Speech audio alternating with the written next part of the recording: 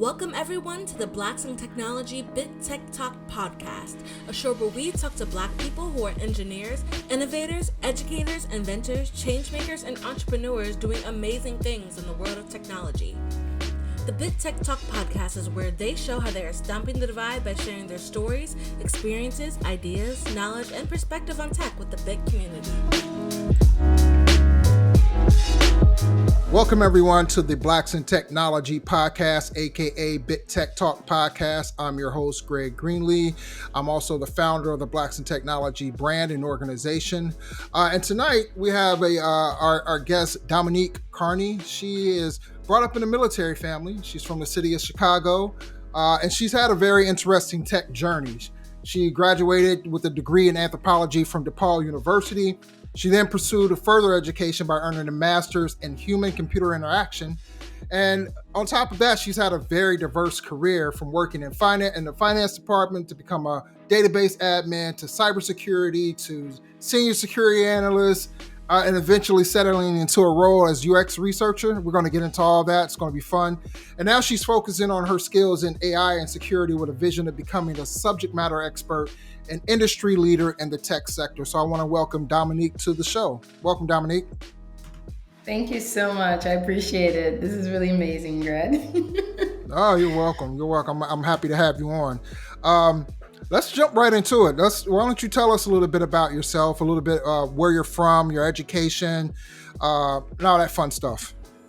Yes, I'd love to. So you're right in the beginning. I was born in Chicago. I grew up in a military family. So my dad, he was in the military a year before I was born. So that's how that happened. Okay. And essentially we moved in different parts or regions of the United States. So most of my youth age period was in Madison, Wisconsin. So I lived on the base in Fort McCoy. So in case anyone from the Midwest, if they know Wisconsin, then they know where Fort McCoy is located at. And essentially Wisconsin, after high school. Wow, okay. Yes. What's the college mascot? The Badgers? Is that what it is? The Wisconsin Badgers? That is correct. Yep. That is okay. Mm-hmm. Yeah, okay. So, and of course you have Green Bay Packers. So. Oh yeah, I forgot about the cheeseheads. Yes. And so right after high school, it's funny, I didn't mention this. I became a flight attendant for Delta. So wow, your journey is pretty diverse. Yes, yep. And part of it was because I couldn't afford to go into college, even though my dad was a veteran at that time. And my mom wasn't working at all at the time. I had to figure out how can I even get to school. So the way I was able to get to college was through scholarships. And those scholarships focused on me majoring in computer science and mathematics. So I've already had that inspiration as far as like technology and computing. And I can later talk about how that happened. But essentially, That's what brought me to Chicago. So I graduated from high school, went to DePaul University after doing the 2 years of working as a flight attendant at Delta. And essentially, I majored in anthropology because I wanted to understand people. I wanted to learn what it means to be who we are versus that whole strong technical background and not knowing what it means to be human. So that's how that happened. And so essentially, right after I graduated from DePaul, I was looking for work and I happened to end up going into the finance department for the Chicago Public Schools Central Department. So if you're from Chicago, you know what CPS is. It's the third largest school district in the United States. And I happened to work in the head office or the headquarters there in the finance department. Okay. So while being in that role, I decided, hey, I want to get back into technology. I'm this anthropologist. I understand people, but unfortunately, my mom was asking me, well, what are you going to do with a job with an anthropology degree? By the way, you can do a lot of things with an anthropology degree. We have very diverse skill sets. And what's very important is that people don't know that anthropologists are known to understanding people behaviors, analyzing people, and doing the research. And that's what transitioned me to getting to graduate school to study human-computer interaction. So, what that Nice. encompasses is the study of anthropology or the study of sociology, and it includes technology, obviously, because you have to understand how do people interact with computers? How do Right. they interact with the devices? And because of that, because I had this love for technology, I figured, okay, I can go that direction. And that's later on is how I ended up becoming a UX researcher from that background. So that's my educational background there for you. That's not. Hey, that's an amazing journey. I assume that a lot of these larger tech companies, probably not even, well, I would say larger tech companies that are producing consumer goods for the broader public, they probably have someone who's an anthropologist, like in within their company. They may have a few of them. Would that be kind of correct? You would say that a lot of people, I think what's interesting, Greg, is that most people who are in these big companies, whether it's in the tech Hmm. industry or in CPG, don't come with those particular traditional backgrounds.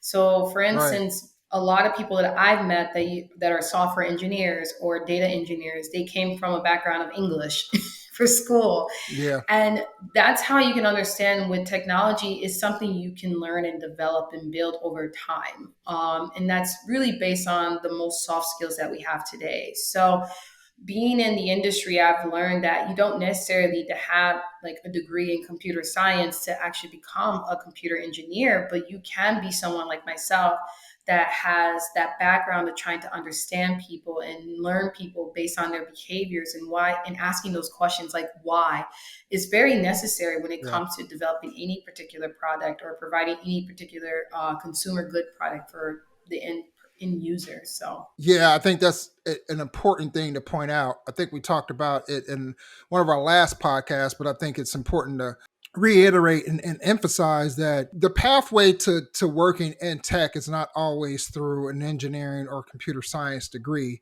And I think that's important to say because there's this narrative around like the particular person that is an engineer or that's in tech, like they look a certain way, they act a certain way, and then their background is engineering. They've been coding, since they left their mother's womb, that type of thing, and that's just absolutely not true.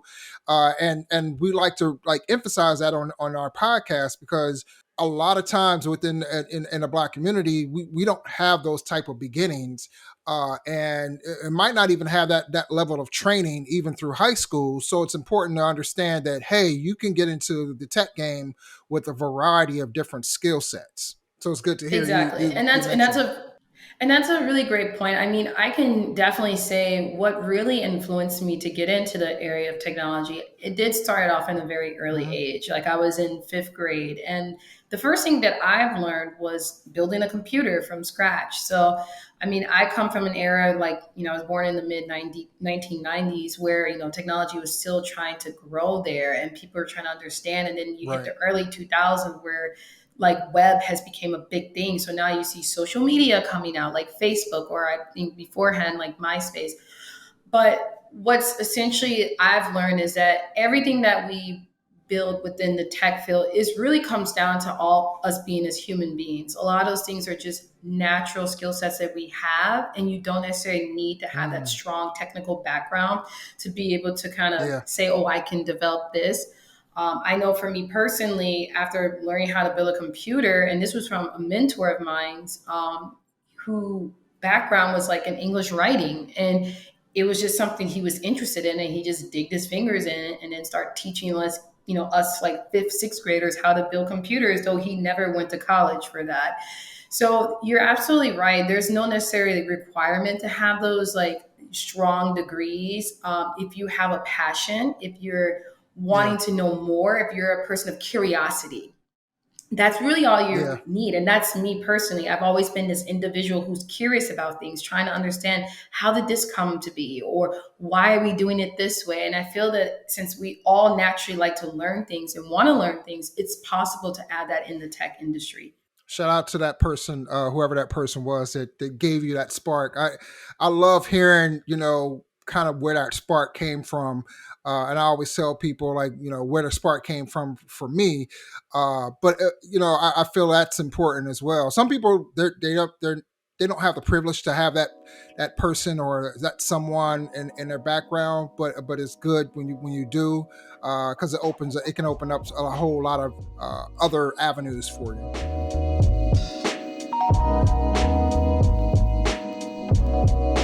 The BIT Foundation has established featured partnerships and programs with companies such as Amazon, AT&T, CompTIA, Techstars, and more to provide our members with the resources we want and need to thrive and succeed in this tech ecosystem.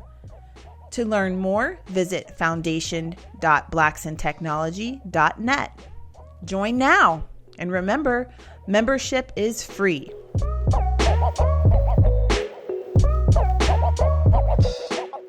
So how did your background, how was your background impacted from being like within a military family? Well, obviously that's a great question. So discipline.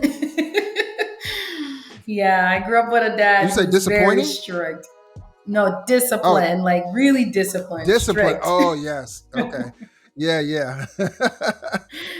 Yeah, I would definitely say my dad, because he really applied very strict rules about certain things, it helped train me as far as like studying, as far as having a targeted goal. Like, even though I have this diverse background, right, in different areas of technology, but the end goal of it was based on my background as an anthropologist is the why, like understanding the why. So a lot of things that I did in those different roles came back to me trying to figure out, okay, why is this happening and how can we fix it?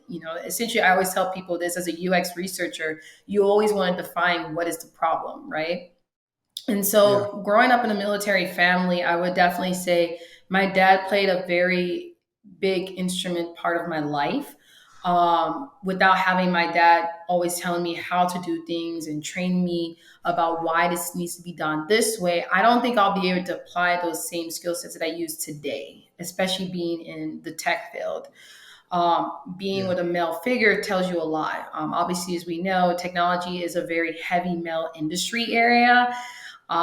So you kind of have to be, in a sense, not necessarily like being a woman isn't an option, but sometimes removing those kind of like emotional actions or reactions based on whatever that project is or deliverable is. There's some cases where you do have to come up across like a little bit more stronger and more restricted. So I would say that growing up in the military family has impacted me in that way, where I'm able to communicate effectively, be able to create strategic goals and identify what are priorities. And those are things that you do get growing up in a military family that not everyone get that opportunity to have.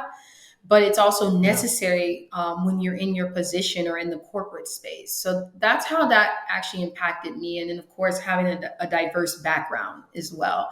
So just being a military family, you move a lot.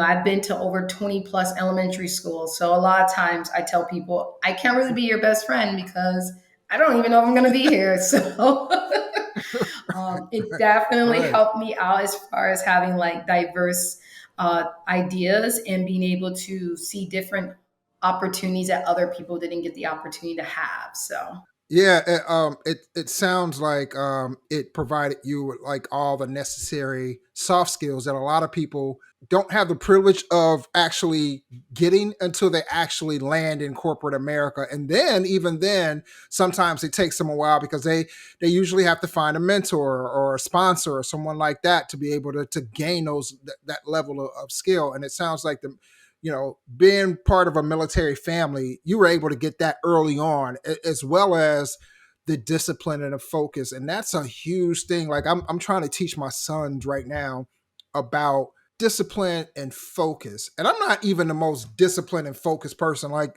social media's got mine scattered everywhere.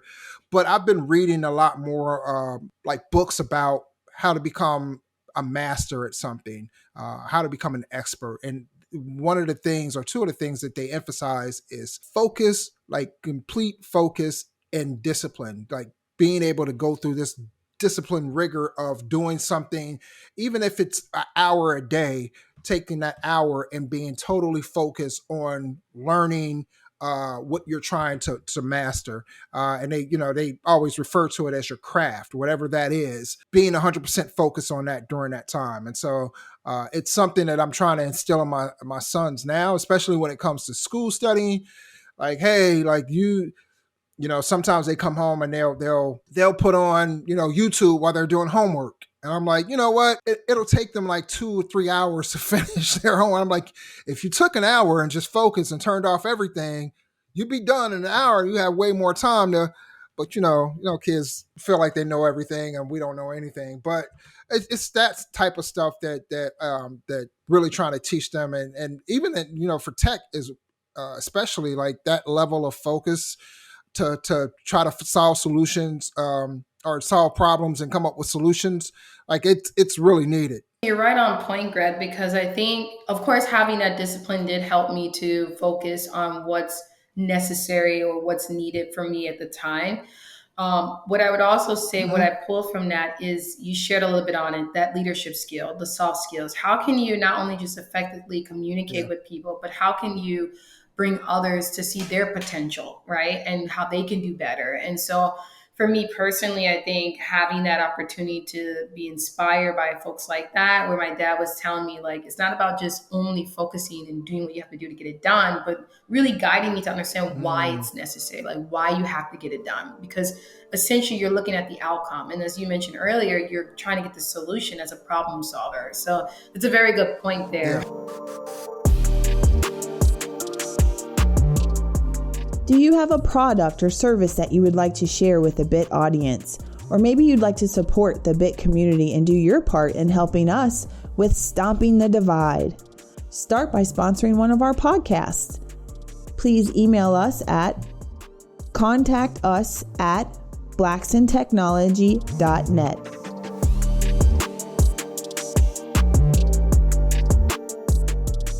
Your dad sounds like he was on point about a lot of stuff. Sure was. Shout out to Dad. Shout out to Pops. So you talked to us about how you kind of first became interested in tech.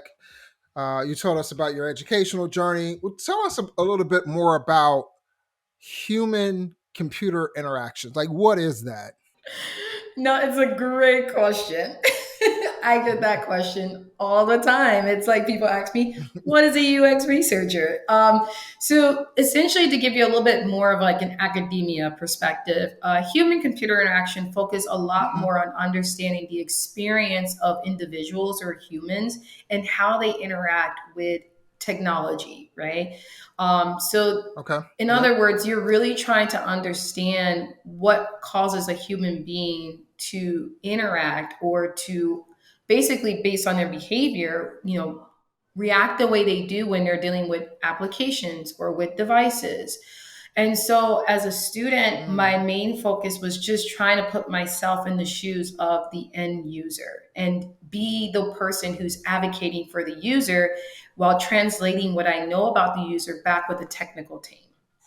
So let me share this for a bit. A lot of times as developers, because I used to be a web developer outside of work, developers, they only focus about the functionality and building the features within the product itself. So the engineer can understand the logic behind that application or whatever that product is. And they're like, okay, it works. But then you have the user who they're giving this to, and then the user's going through some complicated issues or not getting or understanding how that product works. So they're frustrated or they're confused and they're just like, I don't want to use it. But the engineer is like, well, it makes sense. It's workable. You just don't know how to use it. So that can be not bad, but that's not the best thing, right? So being in that field, you're really put in between, I call it like the mediator between the person who's the user and your technical team, who's like the developers or the engineers, right? And you're trying to translate from both sides and bring them together so that way you can have a successful product at the end. So that's essentially what that degree really focuses on. And you have a combination of courses that you take A lot of them is like psychology courses or anthropology courses or sociology courses, because you're trying to understand the human side of it.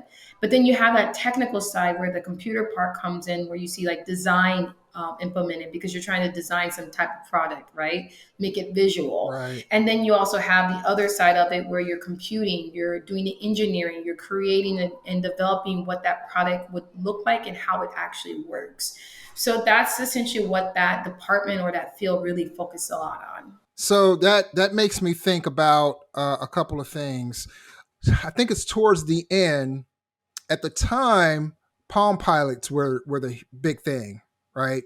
And if you remember Palm Pilots, they had the stylus. And so Steve Jobs' assistant asked him about why he never included a stylus with, I think it was the iPhone at the time. And he said, simple, because then it frees up your hands to do other things.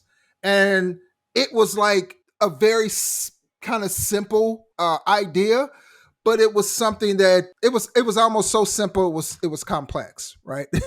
It was one of those things where you're just like, oh wow, because when I heard him say it, I never even thought about it, but it gave you kind of a glimpse into how he thought, right? Like, and that user friendly, how do we make it user friendly? What's the psychology behind using this, and the whole human interaction thing, right, is what he embodied when designing his products.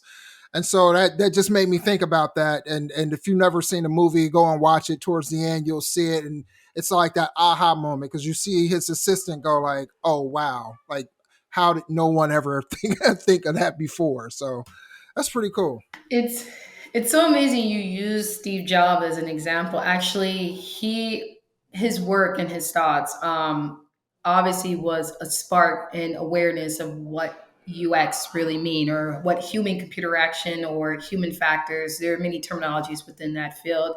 And Right. there's something he also shared within that in that movie that really stood to me, is that UX design is essentially what is the core goal to making any product successful.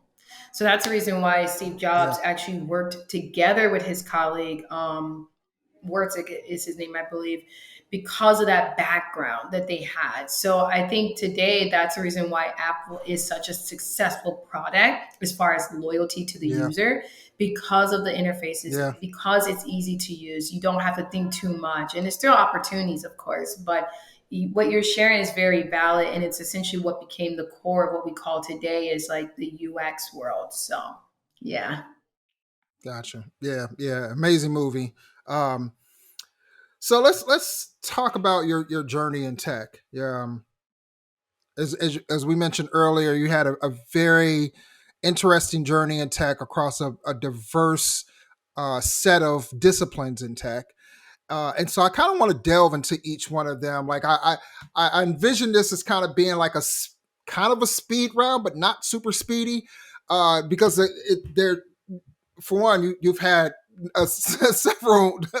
several jobs along your journey, and I kind of want to give people a glimpse into, you know, how'd you land that job? Why did you land that? Why did you, what were your job? What was your experiences like? So I'm going to start like at the finance department. Like, how'd you land that job? That's a great question. So the way that I landed that job, I was still a student. I was still going to graduate school. I was trying to figure things out, and of course, in that time period, as you're studying, you're like, okay, I need to get myself to become a professional somehow. Again, finance was not my degree, so I didn't know what in the world I was supposed to be doing. But but me personally, I knew myself. I'm very analytical. I'm very logical. So I knew, okay, I may not Mm, be a finance person, but I can think like a finance person. And our type of roles are very similar. Like finance and tech people, we have a lot of similarities to each other. So yeah. when I started off in the Chicago public school system, they were looking for someone that could help streamline their processes, their documentations, because everything that they were doing was very manual. And a lot of the times they needed to Mm, input that information right into their system. So the system that they have, which I thought personally was very archaic, was through Oracle. And I was like, okay, I don't know much about Oracle, but I'm a learner. And I think that's the biggest one, is having that curiosity and being willing to learn Right. about things. And so essentially, right through my school at DePaul University, you had these different companies, organizations that came out. And then I just approached them and I explained to them who I was, how my background is, what I came to do. I'm a problem solver. So I really want to figure out, how can I solve any problems and issues that you guys have. The recruiter at that time was really amazed by me. And she's like, we're looking for someone in the finance department. Why don't you come and help us out? And so essentially, that's how I ended up landing that position within the team. And so I started working obviously on administrative work first. And then essentially, because of me like looking at things and trying to understand how to make them better, they actually transitioned me over into that particular position. So that's how I end up getting into that role. It's Okay. so it's funny when I think about it today. So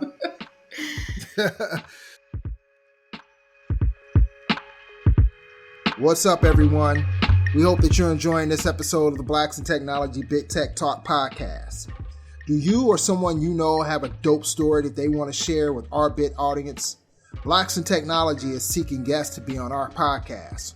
We're looking to highlight the journeys and experiences of Black women and men in the tech industry. So if you know of someone, send them our way. Shoot us an email to contact us at blacksintechnology.net or click on the link in the show notes and fill out our form. We're looking to hear from you.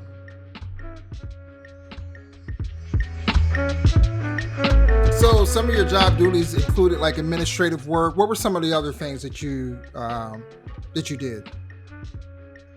So within the finance department, I learned a lot about invoices. So that was pretty much new to me. A lot of that was like pulling those invoices, and uploading it within their system. So there were some things that I noticed about their system was that the way that it was so manual, you would have to type. So kind of like data entry, basically. It was data entry. Right. And I was like, well, this is not effective. Like this is going to be longer and no one wants to spend an entire day just inputting numbers and trying to track that information. It just didn't make sense to me. So I decided on my own. It wasn't part of the role responsibilities to really provide ways to streamline all of that. I initiated a business case and letting them understand how can we automate this system where we're not spending more time typing in numbers that can be done already through a bot, but we can focus on what are most necessary, like what are the other priorities.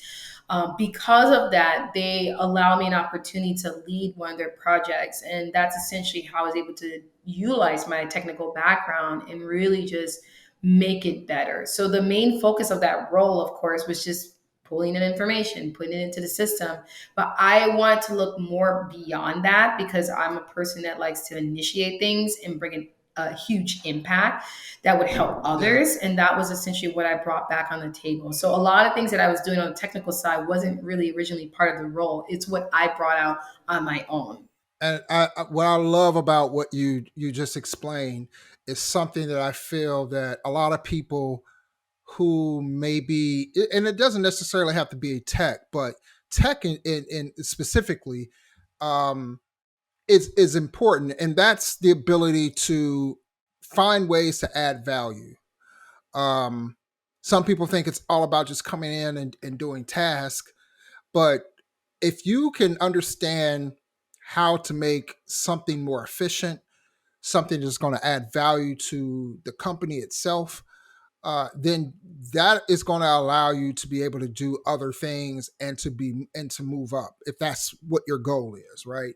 I work as a DevOps engineer, and our mindset is all about automation. Like, how can we automate this? Like something that is normally kind of like a point and click task. Like, how can we automate this? Especially if it's something that it's repeatable, so that we don't have to repeat it every single time, right?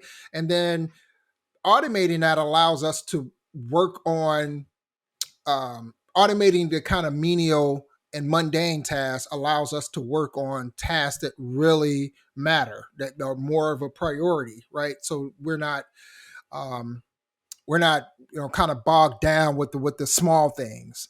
But in general, like as a tech person, if you can do that, if you can come into a company and show your worth by, hey, I can automate this, or I can think of a better way to do this, and I can become more efficient. I think as a team, we can become more efficient if we do that. Like that's like gold to companies. So I'm glad you mentioned that. So what did you? It seemed like you learned quite a bit. But what did you like and what didn't you like as part of that job? So I would probably say what I personally liked and admired the most is that it brought an impact. It changed people's Mm, daily jobs. It literally removed the amount of time that people were focusing on to focus on something else, right? right. So that's what I like to see. I like to see people be able to enjoy and focus on what they need to focus on versus on smaller things that they're like, oh, this is pulling out of my time, right? So the Right. impact is what's necessary. What I didn't really enjoy too much is doing things that were like you said earlier, this it's a task oriented type thing. Yeah. Mainly because something that's like repetitive, how does it give you challenge? I'm an individual where I love challenge. I want to be able to like spark something, give an opportunity to Right. take a risk, but that risk brings in an impact. It brings a great result. Now, I always tell this to people that there's not necessarily, for me, I know that we call it failures. I try to not say failures. I try to say that they're a learning opportunity, an opportunity of growth, right? um, if I'm aiming for that direction, I don't see me getting that from doing something that's very repetitive, because it's like a bot, like you said, and we can automate that. So the bot can just focus on Yeah. that, but let me focus on the great big picture of things. So when doing that Mm, role, I really did admire initiating strategic priorities or assignments or projects, deliverables. What I started learning though, and this is where I made that transition, is that there wasn't an opportunity of growth. There was an opportunity for me to bring what I value the most. And so I realized, so mm, like, this is my endpoint event. I have to transition somewhere else. And maybe this might fall into your, a question you may want to ask me. How did that transition me from being in the finance department to being a database admin for IBM? And part of it was because I was looking for something that will allow me to create opportunities for others that will make the organization bring a huge impact that made a change for the entirety of the world, is what I would say. And that's what I was looking for throughout my entire career life. So yeah, that's mainly what I've learned. It wasn't a great opportunity for me when I was in the finance department. I just knew that I right. didn't want to be stuck. I'm always looking to grow. I love what you said about not calling it failure. There's a tenet of DevOps engineering that they talk about learning from failures. Like never look at things as failures. Um, Always look at it as an opportunity to learn.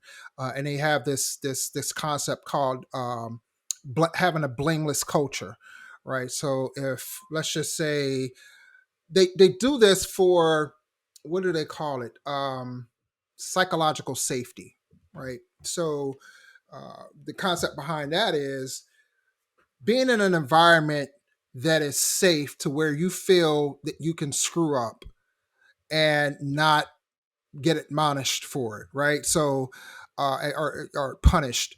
And so that allows people to be able to experiment, be able to learn from any mistakes that they've made, and share those learnings with the greater team in order for everyone to improve. And so they all, and not only that, but once people or companies start to embrace failure, they will actually start seeing their company become safer, because what happens is once you, let's just say, make a mistake and you learn from that and you fix it, it's you prevent that from ever happening again, then you don't ever have to worry about that again, right? You start to create a safer environment for you to actually work in. And So I exactly, and think you're on that's point very there, important Greg. for people. And you're on point. You're what you just said is exactly correct. Like we're human beings, right? At the end of the day, we make Right. mistakes. There's no such thing as a human being Yep. born out of perfection and never make a mistake. I know that some people like to say, "Oh, I'm a perfectionist." Well, not necessarily, and that's where I can come to a disagreement for people calling themselves a perfectionist, because to become that, you have to make mistakes, right? And Right. so I think what you shared is such an important part, especially right now. I already can see what's going on with the job market and the industry. You know, people are in this fear Yeah. about job security or having difficulties looking for opportunities. And we've seen what happened with the big tech companies doing all the layoffs and all. But I think one thing I'm learning is that as an individual who's a human being, where I know that I'm going to make mistakes, but like you said, but acknowledging that this mistake is part of being a human being, it does bring a sense of comfort. It does allow me to feel like, okay, then now I can do more than what I'm doing in my job. And that's why I see opportunities. That's the Yeah. reason why I have those diverse backgrounds in my career, because I'm looking at, okay, how many mistakes have I made? From those mistakes, what did I learn and what I can do better? And I think that's really important as like professionals, as human beings, is that we ourselves have to acknowledge the fact that it's okay and not kind of hurt ourselves thinking that I'm not supposed to in order to keep this job. Because if we do feel that way, then we have to question it. Does it meet my values as a professional? Do the organization understand what I believe in, and do we align with each other? And if that's not the case, then that means that it's not really you, right? It just means Hmm. there's another opportunity that meets for you. Yeah, I agree 100%. It's something that I try to, if I'm ever providing advice or mentoring someone, like I try to let them know along this journey, just make sure that you continue to learn because it's going to make you more marketable. And even if you're in a position where you're out of a job, um, it's going to allow you to have some sense of self worth and know that like there's something I can bring to the table. And with that, like especially when it comes to job searching, and some people don't find this out till later in their careers. I always tell people like this: it's when you're talking to a potential employer about a specific job or whatever, it's important to know what you bring to the table. It's important to know your experiences and what you've learned along the way, because this is a transactional thing, and it's not a one-way transaction. It's a two-way transaction. You've built up years of experience, maybe schooling as well, to be able to offer them a service, and your service is your experiences and your knowledge to them, and in turn, they're paying you. So they're paying you for your services. And if you look at it like that, you then start to become a little bit more comfortable with who you are, and you start to not feel so much like you're just a number or just an employee. You know that you're a business, right? Yourself, you are a business. You offer a service, and your service, you charge a fee for it. And if people start looking at it like that, they won't be afraid to kind of put themselves out there sometimes. At least that's how I feel about it. BIT is always focused on forming new partnerships and opportunities to assist the community and our members with their continued professional growth and development. If you'd like to partner with us, send an email, inquiries@blacksandtechnology.net.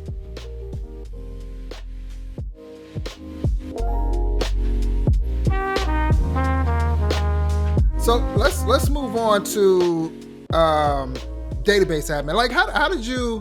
What made you want to become a database admin? That was more like an introduction for me. I think during that time, like I had the experience working at the finance department. I had this background as an anthropology student, and of course, getting my master's in human computer interaction.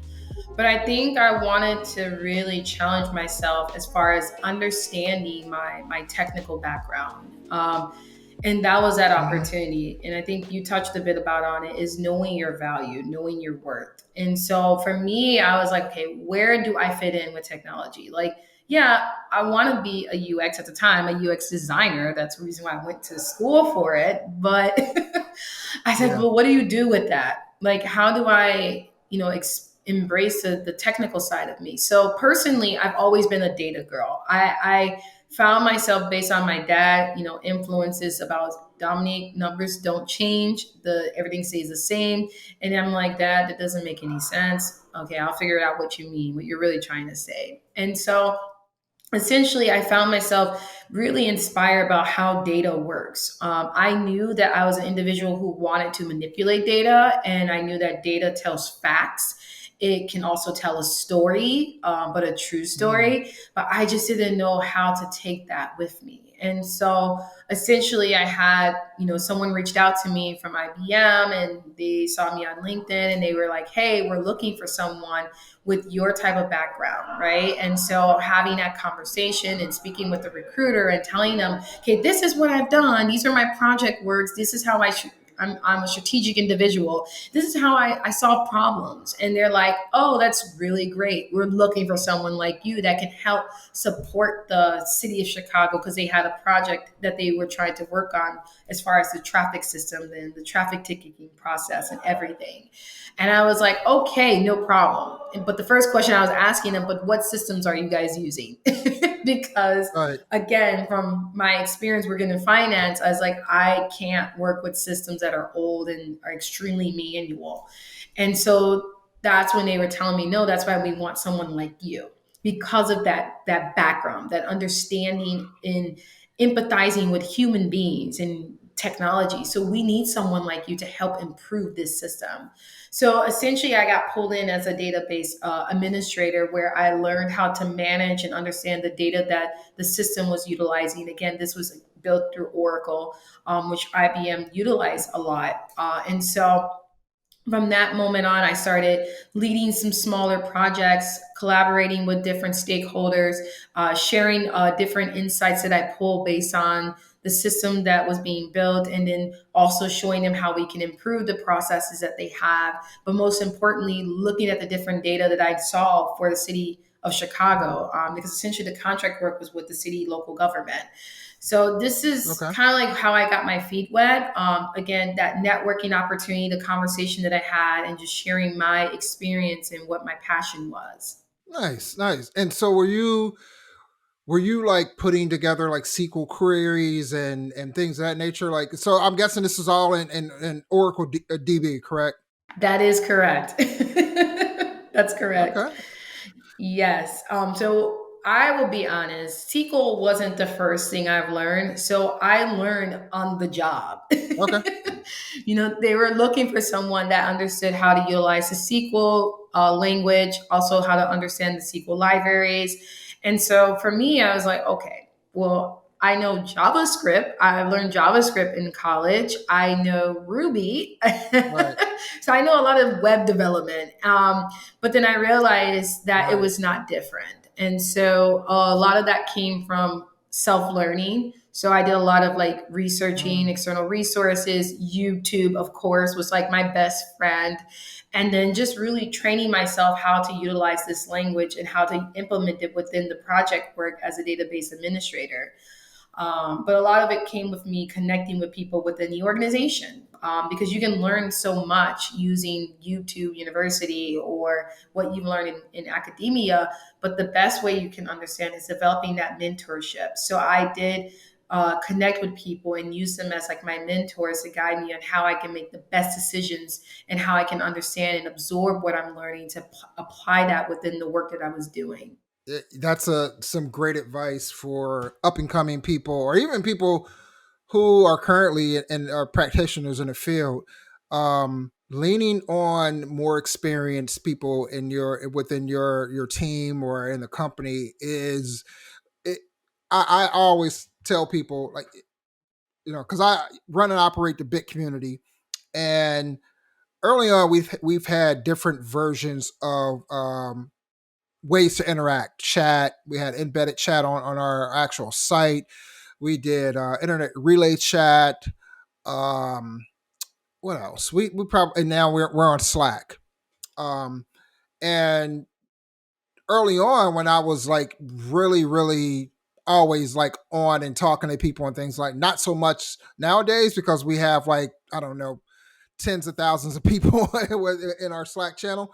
Um, but early on, when a new person would join, and they let's just say they were new to tech or they were just getting into it or whatever, I would say make sure you ask questions. Like these are, experienced practitioners and experts. Lean on them. Don't be afraid. Uh, Mainly because like if you're afraid to ask questions, then you're stagnating or your ability to learn new stuff. And in a workplace, it's even more prevalent. I feel because you're working alongside these people, and sometimes people are afraid to speak up for fear that they may seem dumb, right? But I don't think that way. I think that in tech, there's no way possible that you're going to know everything, and the best most senior people out there are using Google as well, and they're leaning on others as well. That's how they learn.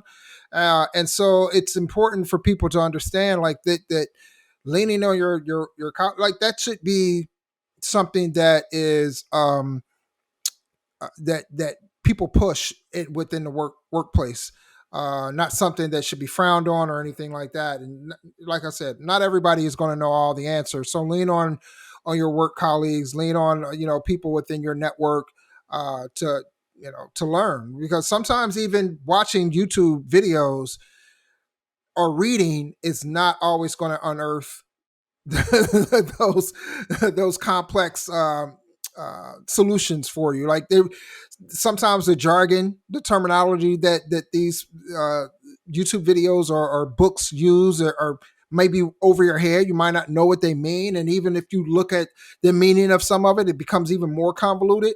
Sometimes it just takes a human to explain it in layman's terms to some people. I know that's kind of one of the better ways that I learn is, hey, can you explain this to me? I'm like, yeah, oh, okay, that makes more sense now, as opposed to me, going down a rabbit hole of YouTube and Google for hours just to try to find it out. So take advantage of your work colleagues or your network to find answers. And you're So, absolutely correct there, Greg. I think a mhm, lot of times that fear does come, like you mentioned, about, do I appear like I'm not smart? Do I appear like, oh, what's wrong with you? Like you're supposed to know that. But you're absolutely right. yeah, There's no human being that knows everything. And you can yeah, only learn and grow by asking those questions. Actually, earlier today, I was going through a process of an interview with a large enterprise tech company. And the interviewer, he shared with me, he's a director in the marketing space, and he said that it's okay to ask questions, just ask the right questions, because that's how you grow, that's how you develop yourself. I don't I expect agree. you to know everything, right? I don't expect you to jump into this job and just know exactly what to do. I do expect you to engage with other people from different parts of the organization and ask the right questions to help you bring the right opportunity or solution to really put into this work. So it's such an Yeah, important thing. And I think that's what I really want people to understand, especially as like Black people within the tech space. It's okay to ask those questions. You're not coming off as not intelligent at all. No one knows everything. And the yeah. best way to develop yourself as a professional is making sure that you do guide yourself with the right people that you consider as your mentors to ask those questions so that they can help you do better in your job. Yeah, 100%. I agree. Let's talk about cybersecurity. How did you get into cybersecurity? What was your journey into the land of cybersecurity? Yes. So the transition of it was a lot smoother. What happened was after I finished my role as like a database admin for IBM, again, I was like, I'm a learner. I like opportunities. So I ended up leaving and going to a small accounting firm called Grant Thornton, which is basically the Mhm. parent company of Grant Thornton is EY that we know of today. And so they were looking Okay. for a compliance coordinator. And so I was like, okay, I don't know what that means. I don't know much about policies. However, I'm a technical person. I'm a curious person. I'm always wanting to learn. And so essentially, I was able to work at Grant Thornton, and that's when I started understanding the role of being that investigator. Because as a compliance coordinator, I had to make sure that the accountants were providing implementing integrity, basically, that they were getting their CPE credits or their credits that they need to have in order to keep their licensing was meeting based Mm-hmm. on the requirements of the organization to still be an accountant for that company. And so because I was so new to it, I was like, I don't know what any of this means. So I need to do my research. I started communicating with people, talking to people that was in the cybersecurity space.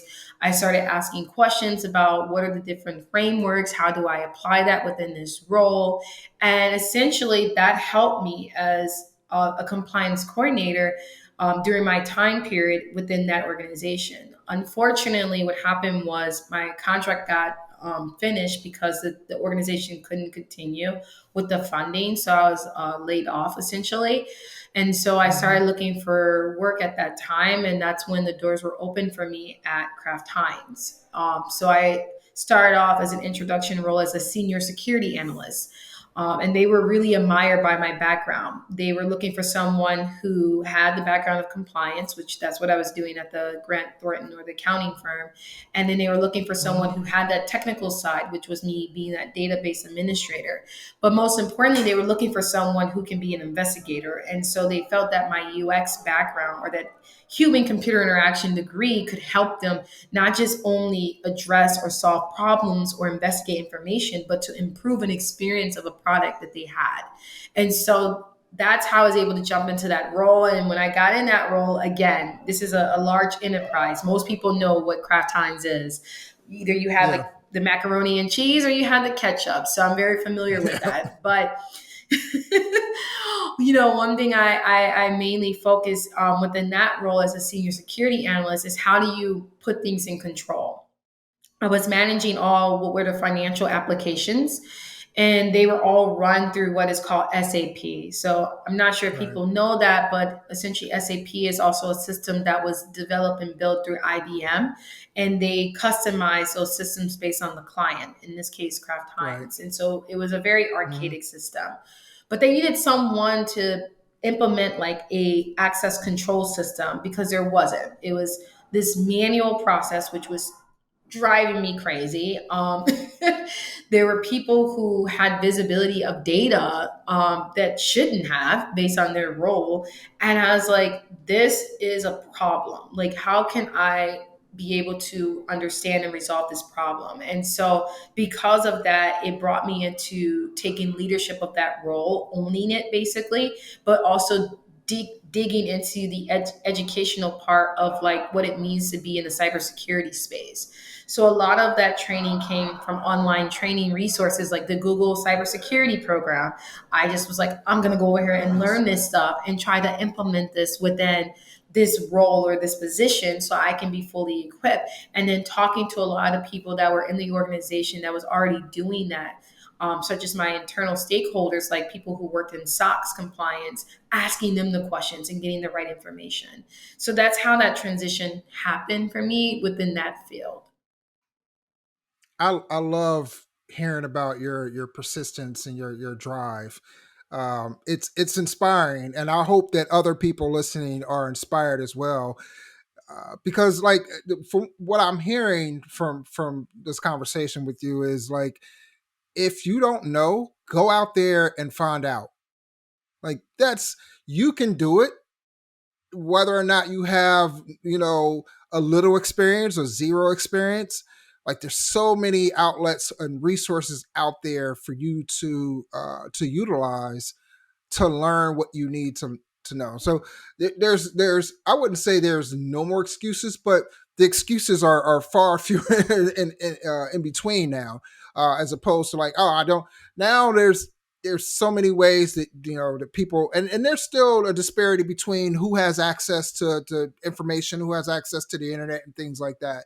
What I'm saying is, if you have that access, there are tons of tools, free tools, very low cost tools. There's tools through Blacks in Technology Foundation that we offer, that Google Cybersecurity, I think that's one of them as well that we've offered in the past, and I'm pretty sure we still offer. And so there's ways for people to get into this space, even if you have zero experience or zero knowledge about what any of this means. But what's important is that you have that persistence. Like you go after it, and even if you feel like there's a roadblock, like find ways around it and lean on your network. I like what you said about talking to other people within the company who's done the job. Lean on that. Lean on your community, the Blacks in Technology community, for instance. Tons of people across a ton of different disciplines in tech that you can go and you can lean on and say, hey, we have a mentorship program as well. I'm doing some self-plugging here, but I'm just trying to emphasize the point that you're making around going out there and getting it if you want it. And I think that's very important for people who are looking to get into tech or are already in tech to consider. So thank you. And Thank you for that, you're for sure. No, and you're right on point, Greg. I think that's what we have to self motivate, essentially. It can sound Yeah. very like difficult, or it can sound very like, oh, is it possible? I didn't go and learn this stuff in school. I don't, like, for instance, there are some people who don't have a degree, right? But actually, a lot of people that I've encountered being as a professional, whether it was in, working at Grant Thornton or at IBM or even within Kraft Heinz, like I met people who didn't go straight to college. A lot of that stuff they learned on their own. I mean, Yeah. if we think about the most greatest technical figures such as Bill Gates and even the late Steve Jobs, they didn't finish college. They left college, they dropped out. Yeah. But guess what they did? They literally invented and invested in these huge enterprise places or tech industry that we know today. I always share that because I Yeah. think about some of those people, what allowed them to be where they are today. And I'm pretty sure they could say the same thing I'm saying, is that as long as you have a passion, as long as you have a goal, and as long as that's your direction, and that's where that discipline comes in, then no one can tell you that you can't Right. do it, right? Obviously with my Yeah. background, I've touched on so many different things in so many different types of industry. And because of that diversity that I have, people are fascinated and they're trying to figure out, okay, wow, how did you get there? But now I came to this point where I do want to focus a little bit more on my current experience and what I do know. And that's really what we talked today about, like AI and security, because that's essentially what's very important to me at this point right now. And then essentially, how can we utilize that where it doesn't the cause or create what we know as like the unconscious biases in our society. So that's the reason why I always push people to always follow your passion. If you know who you are, you know what you can bring, then no one can tell you that you can't do that at all, Yeah, I agree. And I want to be careful about what we're not. I want to be careful in how what we're saying is being portrayed. I don't want people to somehow feel like, oh, you're trying to be elitist, or you're. I know there's a thing called like I can't remember the exact terminology, but it's called survivors something. It's where like, oh, like if I'm a tightrope walker and I can walk a tightrope, and then I get off and say, yeah, anybody can do it. That's not what I'm trying to do is break down this misrepresentation that you have to have like this computer science degree, or that you have to be of this race or this ethnicity, or in order to make like Blacks in Technology. Our tagline is stomping the divide. The representation that we present here on this podcast, on our site, everywhere, is just a reminder that you can do it as well. If I can do it, and I'm from the same place, same background, or common background as you are, then with the help of the community, with the help of other resources, you can do it as well, right? It's all about leaning on your network and having that persistence to go out there and do it. And we're just trying to be, positive representation of what you can do, right? So I just want to clear that up in case people are like, oh, they think they're better. Because some people think like that. And I don't want to ever give that off that impression that that's what I'm trying to say, right? Like that's not it at all. But I do want to talk about your journey in security and AI because you based on your bio, you're on that journey now. Like what skills are you looking to acquire, and what are you doing to prepare for a career in AI and security? So the first thing, obviously, is that learning component. It's always great to at least build your understanding about the industry. I know Mm-hmm. recently, for the past like 2 or 3 years now, you hear this conversation about AI, AI, AI. It's as though they're saying AI is Yeah. going to take the world, right? AI will not take the world, but what I mainly am doing right now is I am networking with people who are the industry leaders. About a couple of months ago here in Chicago, I went to a cybersecurity summit where you have all these speakers who talk about the different components of cybersecurity. What is the main focus? One of the speakers, he worked at the FBI, and he was really trying to explain to people how you have these like scammers or these people, these like who want to scam individuals, that's utilizing AI today to do it. So it's like you might be on the phone thinking that's your daughter, and she might say something that it seems like she's in harm's way, but in reality it's a scammer who's using AI that's able to capture your daughter's voice Wow. and convince you so you can pay this large amount of sum to this scammer, right? So I feel that that's really important to understand what's going on in the current industry. And that's the first thing that I'm doing right now.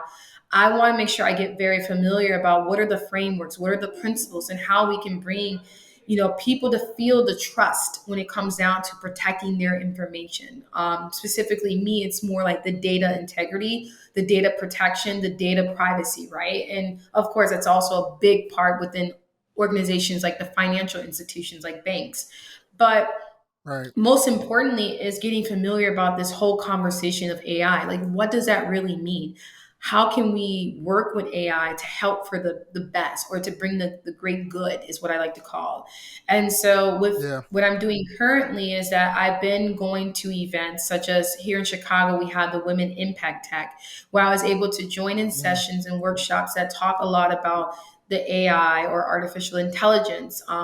Especially I'm working on projects outside of my own professional background, but working on projects that are looking to understand the algorithms and that are used to create this AI. And so again, that Mm. comes with talking to data engineers and seeing how they create those algorithms and those formulas. It comes Yeah. with talking to the data scientists and getting familiar with their work. But essentially that's the beginning part of what I'm doing, is learning and understanding those concepts and how those are being utilized in today's industry. And then essentially be able to talk about it and apply that within project work to make sure that people do feel like comfortable, or that they trust the work that's being done. So those are the journey that I'm actually going through right now. And essentially, of course, being able to utilize my skill sets within the actual tech industry. I'm curious. What are some of the methods that you use to absorb the amount of information? You've been in a lot of different fields within technology. This AI in particular, you couple that with cybersecurity, like that's huge. That's a huge undertaking. What are you doing? Like, I ask this because some people rely on notes, some people rely um on just watching videos and remember, like, what's your method for absorbing all of this information and then organizing it in a certain way that you can actually like be able to utilize it and it stay with you? That's a great question. I think we all can have, and I'm glad you asked that, Greg, because even within a community that I'm in right now, I'm pretty sure you're familiar with it, but it's like a initiative that's brought from Google called the Tech Equity Collective. And so I Okay. participated in their app, which was called like the Black Genius Academy, or yeah. And so for me, you can always try to absorb information. But personally, I know myself, the best way that I can Yeah. obtain that information is really doing it. And so a lot of Mm. that comes with project based, like doing project work, even if it's not you getting paid for it, but actually putting your hands on and trying to see how does that work out from conducting projects. And so what I always want to recommend to people, especially like within Blacks who are getting into the field of technology, is that it's great Mhm. to learn, right? It's great to have videos on YouTube. It's so great to have these learning platforms like the Google Cybersecurity program. But what's really necessary that's going to help you is actually doing a project, applying what you learned, right? Yeah. Because there's this interesting diagram that I've seen earlier today where it talks about the different types of learners, right? You have the audio learner, you have the visual learner. But when I looked down on the diagram, it showed that the best way to actually keep that information is really by doing it, you know? So, Yeah. what I would recommend for folks is that if you go and you take a course or you're watching a YouTube video or you're whatever you're doing to get that information or you're going to events or those workshops, try to do a project based on what you've learned. Apply that, right? So, Yeah. for instance, there's a component or a module within the cybersecurity course in Google that talked a lot about creating incident reports, right? And I'm like, I don't even know what that is. I don't know how to create an incident report. So, what did I do? I decided to take out of my own time to really create that report based on the template that they actually provided. And the more I got familiar with Nice. it, and how they wanted me to write out a report, the better I understood, okay, this is how I write an incident report. I'll give this particular details and what impact and what particular frameworks that I would use to address a situation like a risk that had happened. So I would highly recommend really applying what you're learning within small like assignments or project-based work. So that way you don't lose that skill set or you don't lose what you just learned. So that would be my advice. And that's how I've been doing as part of my methods. Yeah, I agree 100% with that. It's one of the like an old adage, like to how I started in tech, which is back in the day when you didn't have I'm dating myself here, but when you didn't have virtual servers and you didn't have the cloud and all that stuff, like you actually had to go out and buy equipment and build yourself a lab. And I always had a lab, and I still do to this day. Whether it's what they consider like a playground in the cloud, where I could spin up things and test things, or I have computers here that I've built that I utilize for virtual machines. But it's for me, it's always important to not only just read and watch videos. It's and there's books about note taking and how note taking isn't as effective as you like. I say this: note taking and like highlighting. Like there are studies that show like that's not as effective as you think. Like you might think that you're just reading it and oh I get that and you highlight it and then when you go back and you see it, oh I do remember that, but you actually don't. It's that you're looking at it right then and it's kind of triggering this memory of you reading it before, and that's all that really is. The only way really to actually ingrain that into your brain is through a couple of things: repetition, intermittent or interleaving of the knowledge, but then actually applying it and doing something with it. Like all the greats, and I'm not just talking about in tech. I'm talking about across all disciplines. They will tell you that repetition, interleaving of the skills, and actually applying that is what makes them an expert in what they do. So I'm glad that you brought that up. What advice, if you had one piece of advice to give someone pursuing a career in security, what would that one piece of advice be? Just ask yourself what is valuable to you. You know, one a piece of advice that I've learned today is this module or this framework called V2 Mom. Mhm. And I laughed because I was like, what is that? But to give you an understanding of what that means, V2 Mom meaning Yeah, like there's the vision, right? The vision. What do you want to achieve, right? There's your values, meaning what's important to you, right? There's the methods, like we talked about earlier. How do you get to it, right? And there's obstacles, meaning what are those things that may be a challenge or preventing you from becoming successful, right? And then Right. essentially later on, you would measure it, meaning how do you know that you actually achieved it?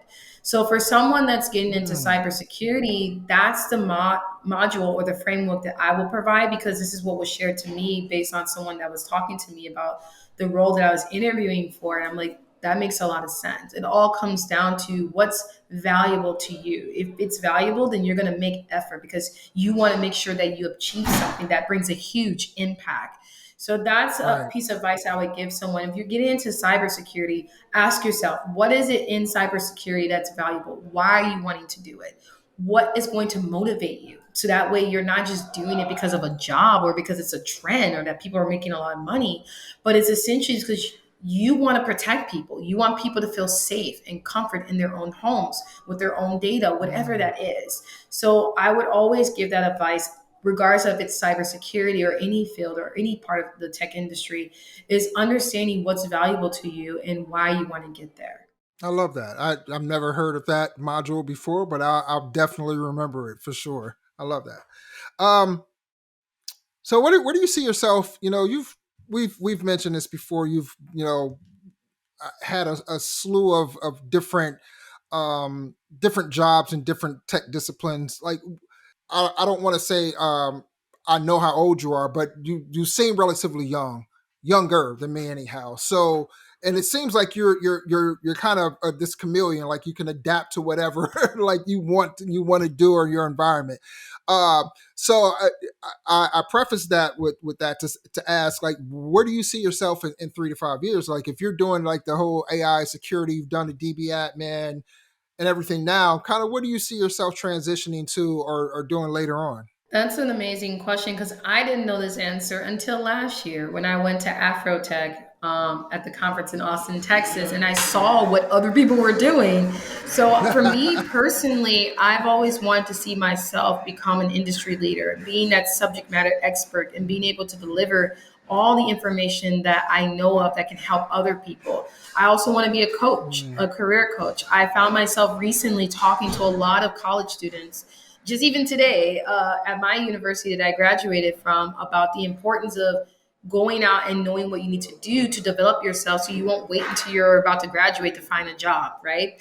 So I see myself being Right. that industry leader that's providing all the project work that I've done and providing the necessary opportunities or learning like advice that can help other people. So I say this because last week when I went to the Women Impact Tech, I got the chance to see Mhm. women who are in positions like director or who are leaders that were being their authentic self, saying, yeah, I was a divorced lady, got 2 kids, but I'm doing this job. And I'm like, wow, I feel very Nice. humanized at this point, right? So I think for Yeah. me, that's where I want people to see. So in 3 to 5 years, I do want to be that next person that's at the Afrotech conference talking about AI and security, talking about what it means to be a Black woman who grew up on the south side of Chicago in a very different type of environment, but always had a passion to do better for the greater good of others.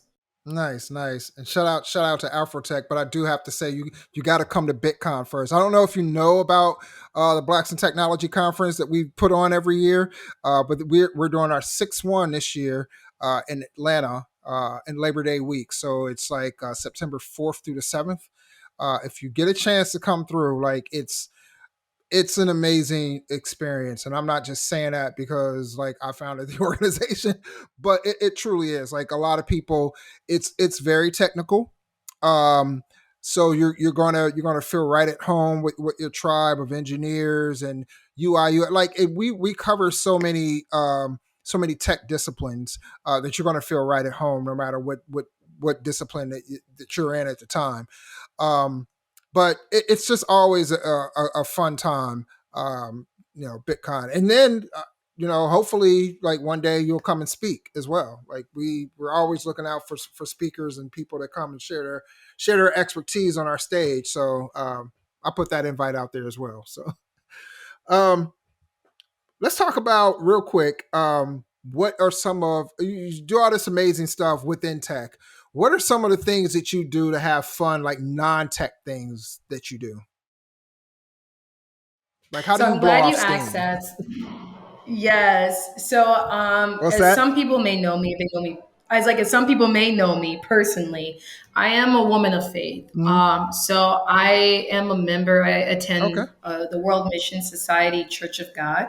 So that's the church that I attend, and so Okay. I've been going to that church for about 11 to 12 years now. And so I think having that structure or that foundation of faith is very necessary because, again, we're Mm. all human beings, but most importantly, it gives me a sense of hope through a lot of situations that could happen, right? So Right. part of me going to my church, I've learned a lot about myself as an individual, about what I need and what I value the most, and how I can see people as human beings. And so I really pride myself being a member to the World Mission Society Church of God. Now, to add on to that, I'm also a volunteer, what I call myself, environmental activist, where I'm part of a nonprofit organization called ASA's WOW, which essentially means Save the Earth from A to Z. We are one family. And so this nonprofit organization actually it's consisted of young workers like myself that are also Hmm. members who attend my church as well.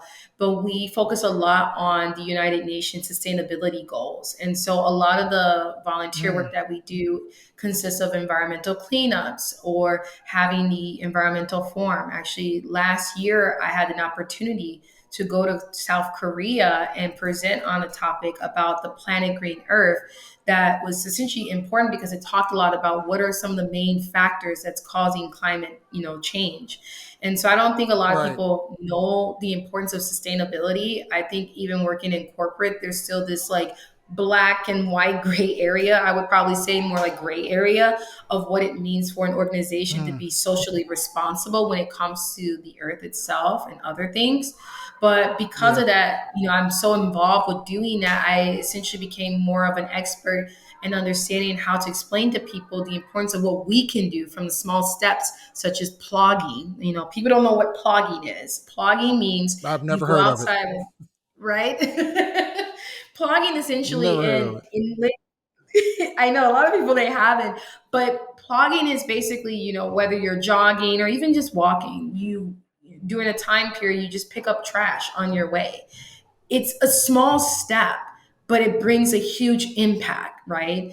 And so that's what I do to kind of like blow off my steam, I guess you can call it that. But it gives me a sense of Yeah. joy and accomplishment because I'm doing something that's going to impact the entirety of the world, even though it's very small. So those are the things that I Yeah. do outside of like the professional world. I really focus a lot on my faith, and I focus a lot on being an environmental activist while I'm in society. And then, of course, I also like to Very nice. eat. I'm a foodie. So if you're from Chicago, everyone knows Okay. Chicagoans are foodies. So I do hang out with my friends. I go out and eat in camping and also like traveling. Like I went to South Africa as well. So I've done a lot of things to really Nice. balance like that work life balance that it's necessary for me to be functional as a human being. So yeah. Very nice. Very nice. I wouldn't consider myself a foodie, but I do like food. I do like trying different things. Like my wife is like she's not like that at all. Like neither is my son. They won't try new things. Like I'll see something. I'm like, oh yeah, you say it's good. Let me at least try it, right? Like so, um, not a foodie, but I like food. I like watching Food Network if that counts. I love Food Network. Um, it was something that you touched on. I did want to talk about briefly, or I not really talk about. I guess I just kind of want to add my opinion about it. And when it comes to, you say you're an environmental activist, and I was talking to my son about this the other day, and it's something to me that seems real simple that sometimes I feel is missed in the narrative around climate change. Is that you hear this phrase that, oh, you're going to kill the earth, and I'm just like, nope, you're not. You're going to kill everybody on it, but the earth will still be here. Believe me. Like I wish that whole narrative would change, and so people will understand like the Earth is not going to go anywhere. Like if it overheats, it's going to overheat and might be more like Mars than anything else. But just like Mars is still there. The planet is still there. The Earth will be here. It just won't be inhabitable by anything, right? Like so. I wish like that the climate change industry, and maybe they have, and I'm just not in tune to it, but I wish they would just change that a little bit so the impact of the words would be felt a lot more. Because then you won't have all these people, the climate change, it's not going to do this, it's not going to do that, and it's just like, look, like it's going to kill us. It's not going to kill the Earth, but it's going to kill us. Like, let's start cleaning this up. Anyhow. That's my spill on it. How can people follow your journey? Like, what's your, do you have social media? And if so, how can people follow you and learn more about what you're into and things that you're doing? Yeah, of course. That's a great question. So if you always want to learn like what I'm doing as a professional, how I'm developing myself, or even about like blogging, you can follow me on my LinkedIn page. You can connect with me. It's Dominique Carney. You can't miss it because I'm the girl with that reddish dyed hair. I'm not with red hair now, but that picture of me does have red Okay. hair. So you can't miss the face. And, you can also follow me on Instagram. It's dcarney90. I will be transitioning over that Instagram though, to a little bit more that's personal for me as a professional. But I would definitely say, please follow me on LinkedIn. I'm always open to connecting. I'm always open to talk. You're going to always see some type of career advice, whether you're in university or if you're a mid-career person like me, looking to look towards more leadership roles, or even if you're a leader and you want to learn something from someone like myself. I'm always open on LinkedIn. So feel free to reach out, and I'm always happy to connect and talk more.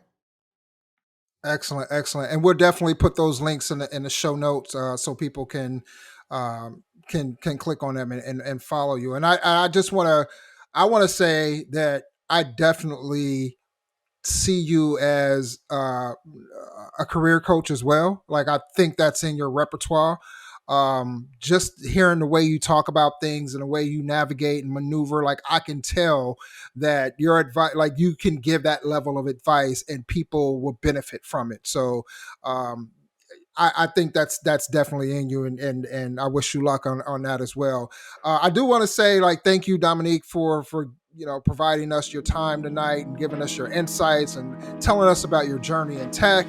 And everything that you're doing. I think it's been a very interesting conversation. I think you've had a very interesting career.